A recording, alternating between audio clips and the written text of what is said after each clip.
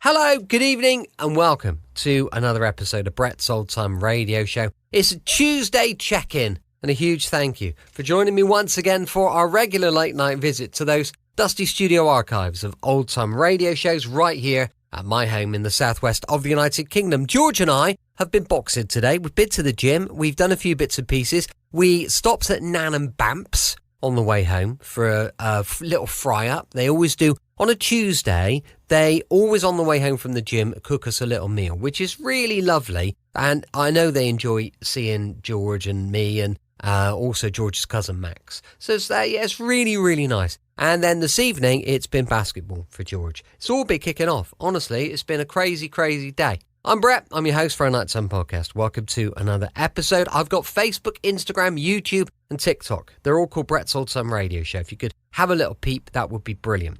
Also, we've got a sister podcast. It's called Sunday Night Mystery. It explores loads of unsolved murders. At the moment, in the first season, we're doing down throughout the southwest of the United Kingdom. And then in the next season, we'll move across. The reason I'm doing it in seasons is because we've got a book on Amazon, which is kind of outlines all of the murders. It gives a bit more information. It's really interesting. So if you could check that out on Amazon, it would be brilliant. Time now for another adventure with Sherlock Holmes and Dr. Watson. This is... Oh, hang on a minute. I just need to get it up on the screen. I don't seem to have it. Oh, this is the adventure of the Serpent God. First broadcast on the 14th of March, 1948.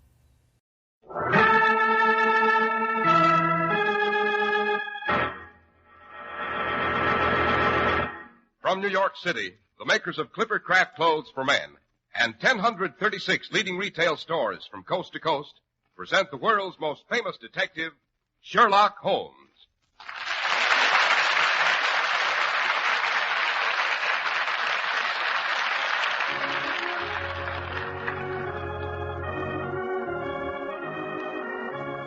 Tonight's story, The Adventure of the Serpent God. And so here we are once again in Dr. Watson's cheerful book-lined study. But let's not keep our Sherlock Holmes fans waiting. What's tonight's adventure to be, Doctor? Tonight I think I'll tell you how Holmes prevented a bloodthirsty Hindu uprising.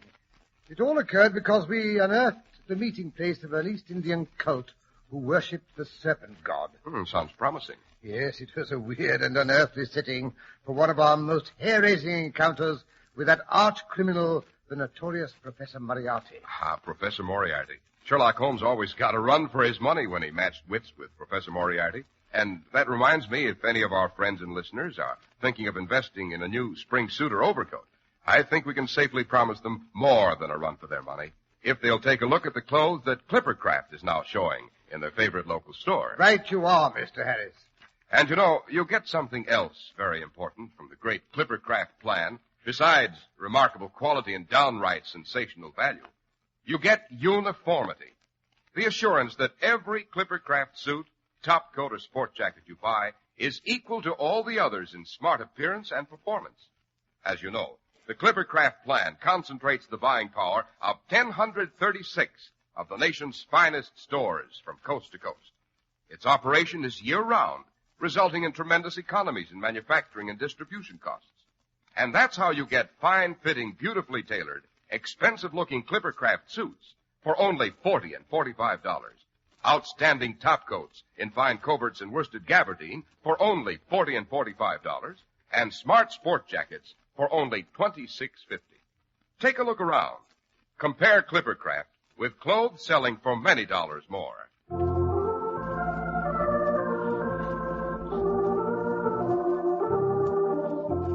And now, Dr. Watson, back to Professor Moriarty and the adventure of the Serpent God. Yes, Mr. Harris. It was latish one May evening in the early 1900s.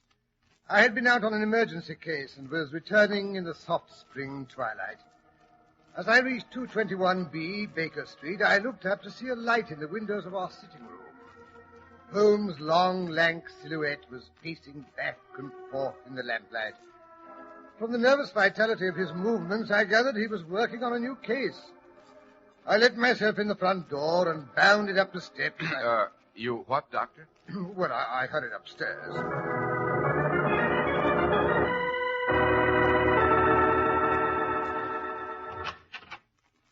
Evening, Holmes. What's up?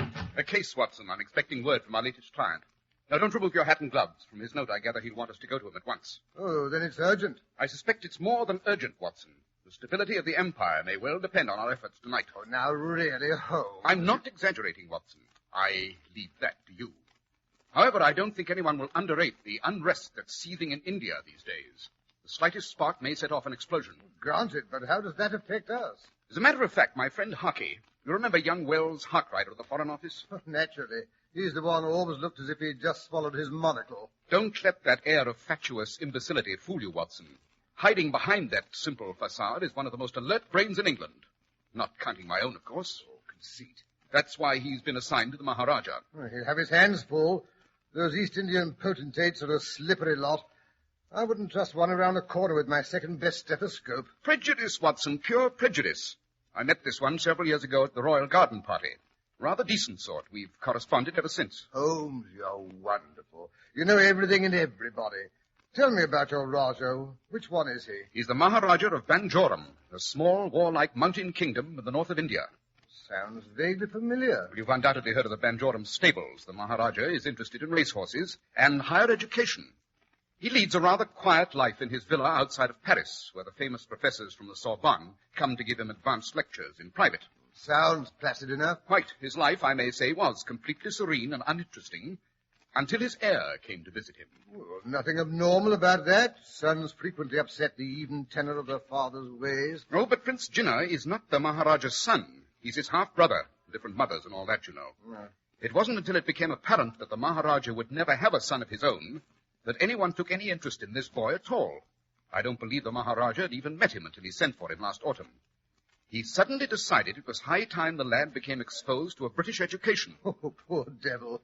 Imagine being suddenly chucked into the midst of an English public school after being pampered darling of a high-caste Indian household. The Maharaja of Banjoram has some sense, Watson. He did not chuck him into a school, as you so inelegantly express it. He decided to break the boy in with a good tutor. Upon explaining his position to the Foreign Office, they decided the situation was sufficiently important to assign young Wells Hartrider to the post. As the twig is bent. Exactly. The Maharaja of Banjoram has always been quite well disposed toward our government. Unfortunately, that's more than can be said for some of the gentlemen who have managed to ease their way into high positions in his country. How did the Maharaja and his young half-brother get along? Very well indeed. That is, until 3 weeks ago, when Hartrider and the young prince had their first encounter with the dark-faced man with burning eyes. It was shortly after tea time. Harkey and the prince were just emerging from the Strand entrance of the Savoy Hotel, where they had a suite of rooms. Suddenly, a strange, ragged-looking man seized the prince. He pressed his forehead to the back of the boy's hand.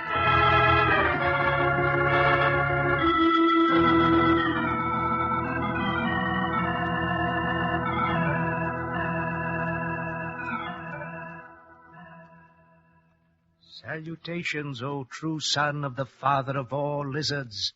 You followers await you. For you the god will speak. Do not fail him. Do not fail. Who was that man, Gina? I do not know, Mr. Hartrider. But you saw his eyes and his head. It moved from side to side like a great snake. What's the matter, boy? You're trembling. Your hands are as cold as ice. Your hand. What is that mark on the back of your hand? Aye! It is the sign.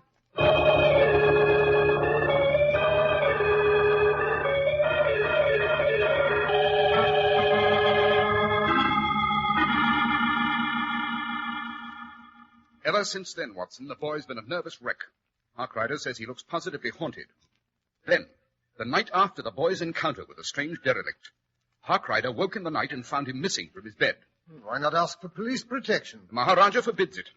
Hartrider drew him the design he'd seen on the back of the boy's hand. The Maharaja apparently recognized its significance, but will tell Hartrider nothing. He says calling in the British authorities might very well cause another black hole of Calcutta. Good Lord, Holmes, then it is serious. That, my dear Watson, is the impression I've been trying to convey for the last half hour. Did Hartrider's message explain what the symbol on the boy's hand looked like? Yes, it's drawn here at the bottom of his letter. A simple bit of cacography. Looks rather like the eye part of a large hook and eye. It's not as innocent as that, Watson. It's the same mark that appears on the hood of the king cobra. In India, that's the symbol of the serpent god. By Jove, I see what you mean, Holmes. Then you think the boy may be mixed up in some diabolical East Indian cult? I fancy the mystery's even uglier than that. You remember the description of the beggar who left the symbol on the boy's hand? Mm-hmm. The burning eyes, the head that oscillated slowly from side to side. Good heavens, that could be a description of Professor Moriarty. Oh, but you said his skin was dark. There are many stains, Watson, that can be used to color a man's skin. But why have they waited till now to call you in on the case? What makes you think Harkrider will be around tonight? This little figurine. Beautifully carved, isn't it? Oh, a fascinating bit of ugliness. The body of a man and the head of a cobra. The cobra god again. It seems this carving was found on Prince Jinnah's bed when he returned from his afternoon's walk. Harkrider said the boy fainted dead away when he saw it. Sounds sinister, eh, Holmes? Harkrider told the Maharaja about the occurrence, of course. The Maharaja seems to think this figure's some sort of summons.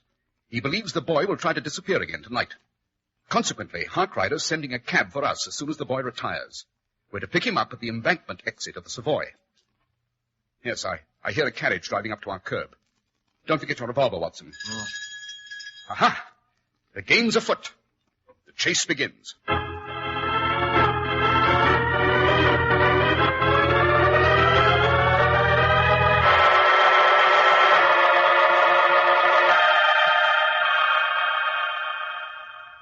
Holmes, we've been sitting out here in this blasted cab for over an hour.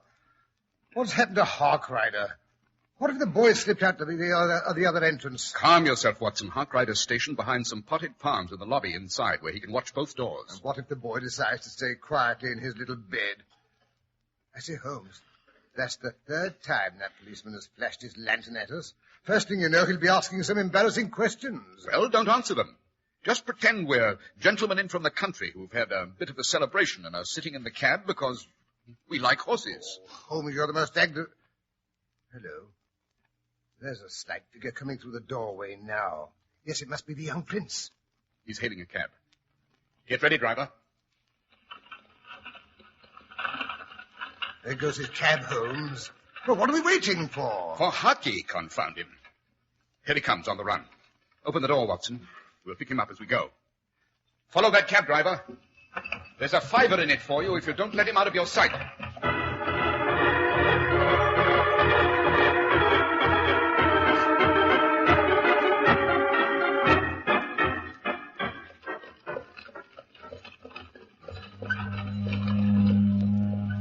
Confound this fog. It's getting so thick we can't see the cab up ahead. Calm yourself, Harkrider. They can't go any faster than we can. As long as we can hear their horses' hooves, they can't get away from us. We must be near the river, Holmes. Hear those foghorns? Yes, we've just passed London docks, to be exact, my dear Watson. How do you know? Don't tell me you can see any further through this peace souper than I can. Possibly not, Watson, but I can smell. The warehouses here contain the most varied and fascinating cargoes in the whole port.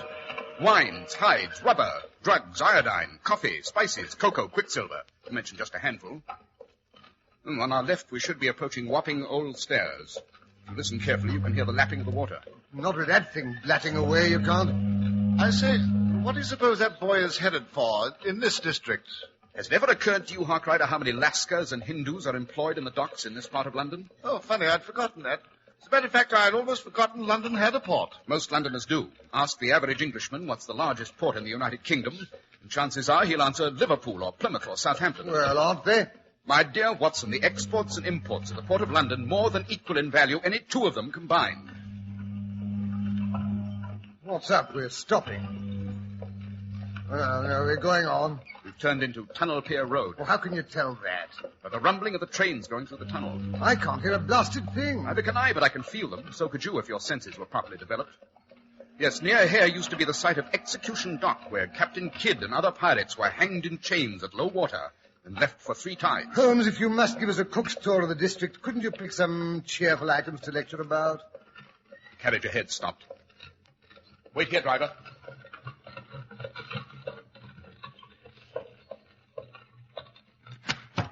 Out you go, Watson. Mm-hmm. You too, Harkrider. Righto.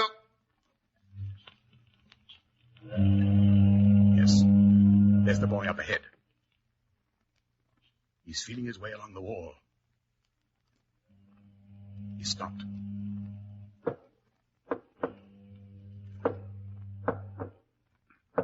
He is tapping out some kind of signal on the wall. By Jove! I see the wall is opening. I saw no sign of a doorway. Now it's closing after him. But it works mechanically. Quick, Watson. Don't let it shut. It's our one chance to follow the boy. Stick your foot in the crack. Hurry. Oh! Oh, now what? I did as you told me. The blasted door's killing me. Harkrider, take the cab and go back to the Savoy and get the Maharaja of Banjoram. Bring him here. Shall I fetch a platoon of police as well, just in case? I don't imagine he'll let you. Here, make a mark on the wall so you can find the door again. Done. Now then, Watson, slip inside the door. Right. Quick, before the guard finds it's not closed. Hurry back, Harkrider. Chin up, Holmes. Be back in a jiffy.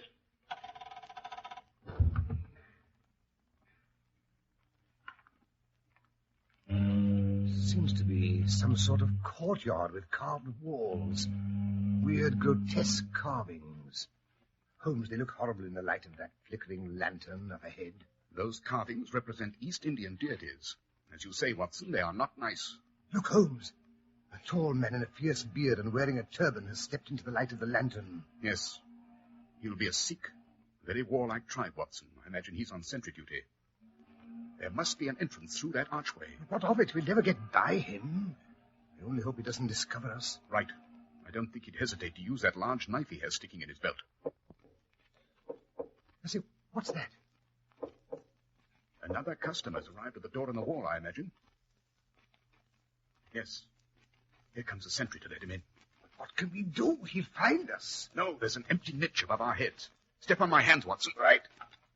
Up you go. Now, give me your hand. Heave-ho!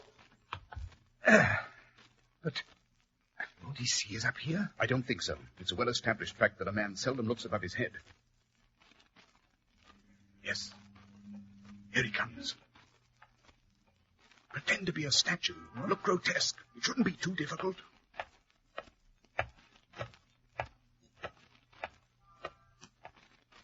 Phew. He's gone on by. I didn't dare breathe. Here's our chance to find out what's beyond the archway. Quick, we'll have to run for it while he's still busy at the outer door.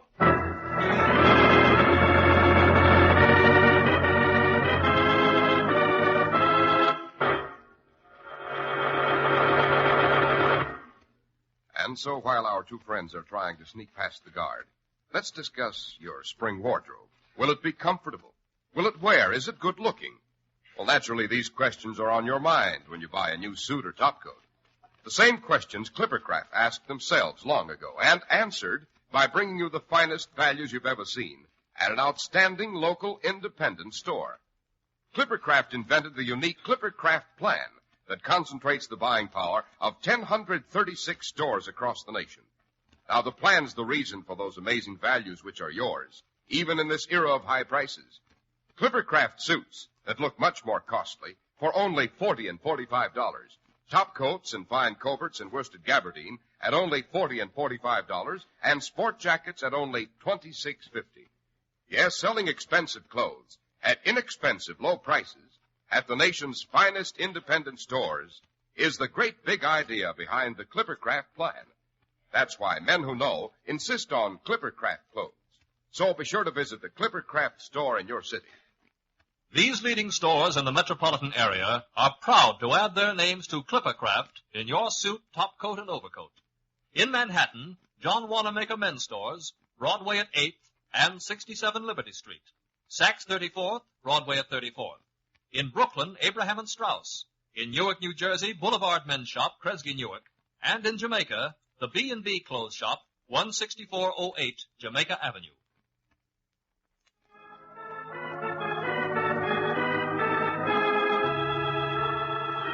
And now back to Sherlock Holmes and Dr. Watson, who have managed to sneak inside the unguarded doorway.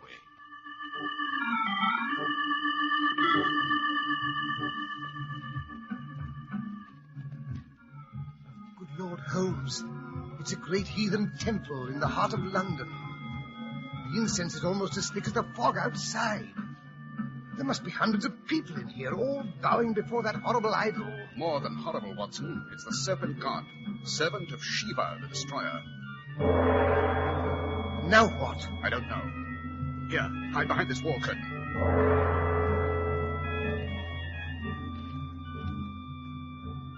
Holmes, here comes the priest or magician or whatever they call him. He's even uglier than the statue of the god. That is the Guru, Watson. It's a mask he's wearing. Aha! Notice how his head moves from side to side. We shall soon know, Watson. We shall soon know.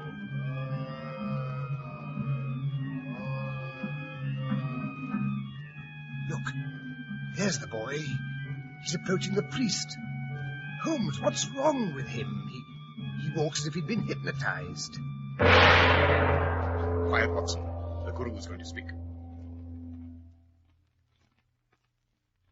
Son of sons, you've done well to come. I speak for the Great One, our Lord of the Cobras. I say to you that you are doomed. That's Moriarty's voice right enough. Your youth will fade, your limbs wither, your mind shrivel and decay, and your soul be damned to eternal torment unless you heed my words. Heed and obey. You are to kill! No! It is so decreed. Tonight you shall hear what you must do from the Great One himself. You are honored above all men. The Lord of Serpents will speak to you. Bow down and listen. Holmes, he's going to make the idol talk.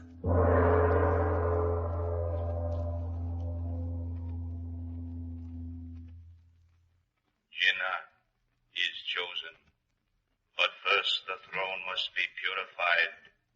He will kill the Maharaja, his brother, and rule in his place. The temples of the god have been profaned.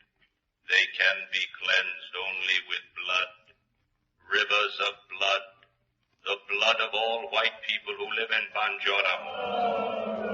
Holmes, this is outrageous. How do they make the idol say such horrible things? It's Moriarty. When he bows to the ground, he puts his mouth to a sort of grill work. Unless I'm very much mistaken, it hides a speaking tube. But what does he expect to gain by all this hocus-pocus? Quiet, Watson. He's getting ready to speak again in his own voice.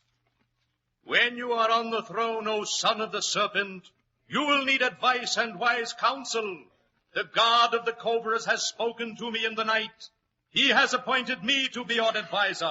Now we come to the point of the argument. Holmes, we must warn the Maharaja. We can't leave now, Watson. We shall have to wait until everyone else is gone.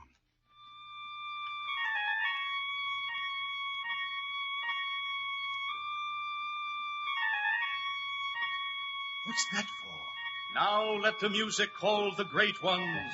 The cobras, let them come from their hiding places. They shall dance for their new king. Holmes, they have cobras, live cobras in this place. Look, they're coming out those little windows along the wall near the floor. How perfectly vile. Look at them writhing and swaying to the music. Steady, Watson, steady. Holmes, we are standing in front of one of those little windows. There's something crawling over my foot. Fentress, still don't move. It's turned. It's raising its head. Don't lose your nerve, Watson. Don't. Got it! Saw it split their head off. Who's there? There are spies. Behind that curtain, capture them. We're in for it this time, Watson. Give me your revolver. I'll stand them off as long as possible.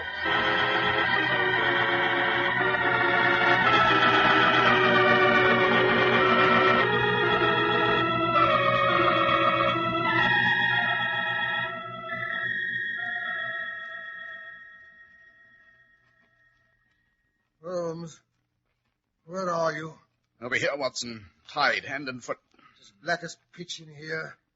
If only Harkrider would get back, he might be able to help us. Seems as if he's been gone for hours. Holmes, you don't suppose he's lost his way in the fog? That, my dear Watson, is an unfortunate possibility. Seems we're about to have a visitor, Watson. We meet for the last time, Sherlock Holmes. Once more you have been foolish enough to meddle in my plans. This time, I think, will be the last. Such a pity, Moriarty. You're going to miss our little passages at arms. Possibly, but you have made too great a nuisance of yourself lately, my dear adversary. In a very little while I shall leave you and take my place again before the image of the Serpent God, which is just above this little room. Then 4 slaves will come. They will carry you before the altar for the final rites. It will soon be over. First, Dr. Watson shall be sacrificed to the image. You shall watch him die, Holmes. And then... You devil, you inhuman fiend, you... You do not approve my plans. So sorry. Listen. Here come the men to carry you to the temple.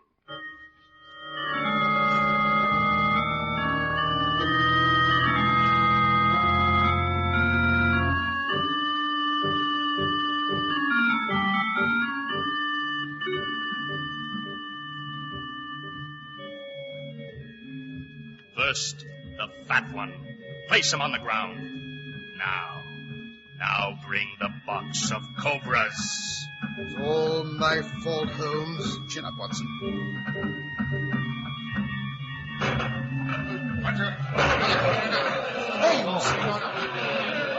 Holmes! Something's happening to the door. They're breaking it down. Where are the guards? Who dares to enter here? Give way, you fools! Give way for His Highness the Maharaja! Holmes is Hawk Rider and the old boy himself. Even the Maharaja does not dare interfere with the servants of the Serpent God. You are wrong, O father of unclean lizards. If you were a real serpent of your cobra gods, you'd know that I am the earthly arm, the voice and the will of the God who rules your gods, the most terrible of all. See here his ring on my hand. I am the earthly representative of Shiva, the destroyer. Get up from your faces, you fools. Release those 2 men. And seize this other, who is no holy man of India. Seize his skin while I tear away his garments. He is a white man and a criminal. You think I have no way of escape? Then what? Moriarty! He's gone. He had a secret door at the base of the idol. After him, all of you. I say, do you think they'll catch him? Oh, possibly not, but I must say I'm tremendously grateful that you've shown the faker up and demonstrated to Jinnah here how easily one can be led astray by superstition and ignorance. But enough of that. Hawk Rider, get out your pocket knife and help me to free our friend. Righto. You'll have to forgive me, Watson, old boy, but trussed up like that, you remind me of that night of our first year at school when the boys in the upper form decided to have a bit of a rag. Good Lord, you're not... But of course you are. Banjo. Dear old Banjo. Well, I mean, Your Highness. Oh, not to my friends, Johnny. Tell me, Banjorum, are you really the arm of Shiva and all that sort of thing, or was that just plain swank? Not at all, my dear Watson. In His Highness's kingdom in India, his people are convinced he's partially supernatural. Oh, it's rather tedious, you know, and quite frequently lonely. That's why I sent for this young scallywag to come and visit me. Come along now, Jinnah. There's no need to be frightened now, you know. Oh, I was not going to kill you, sir. No matter what they did to me. Really, I wasn't. Of course you went. Come along home. It's way past your bedtime. Yes, right. Pleasant dreams, Prince Jinnah. I fancy it'll be the first good night's sleep you've had for some time. It will indeed, sir. I've been under a bit of a strain, but it was worth it. To meet the famous Mr. Sherlock Holmes.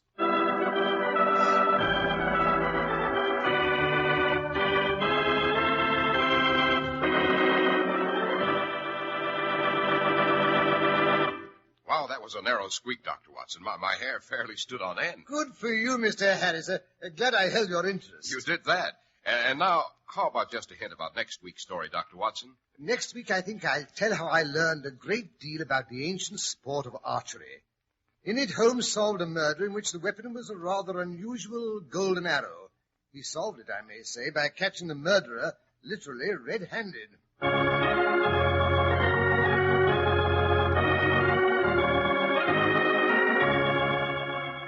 The makers of Clippercraft Clothes and 1,036 leading stores from coast to coast have brought you another in the new series of broadcasts featuring the world's most famous detective, Sherlock Holmes.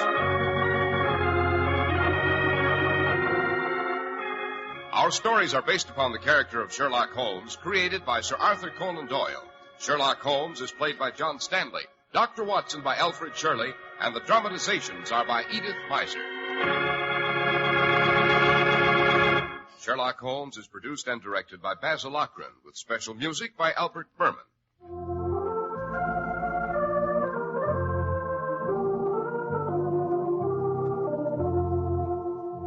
If you don't know your Clippercraft dealer, write Clippercraft, 200 Fifth Avenue, New York City.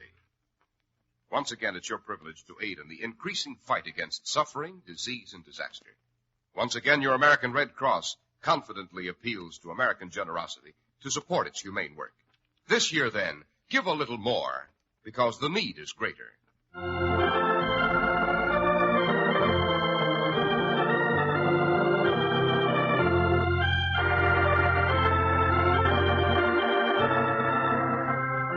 Be sure to listen next Sunday to Sherlock Holmes in Death is a Golden Arrow.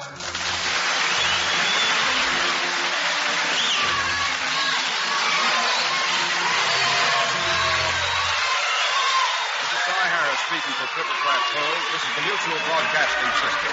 As I mentioned earlier, we've got an amazing sister podcast, true crime. It's brilliant. It's called Sunday Night Mystery. Go check it out. And there's a book on Amazon which accompanies the series. Thanks for listening. I'll be with you 7 days a week, each and every week. And I'll see you tomorrow on Brett's Old Time Radio Show. Love you. Bye.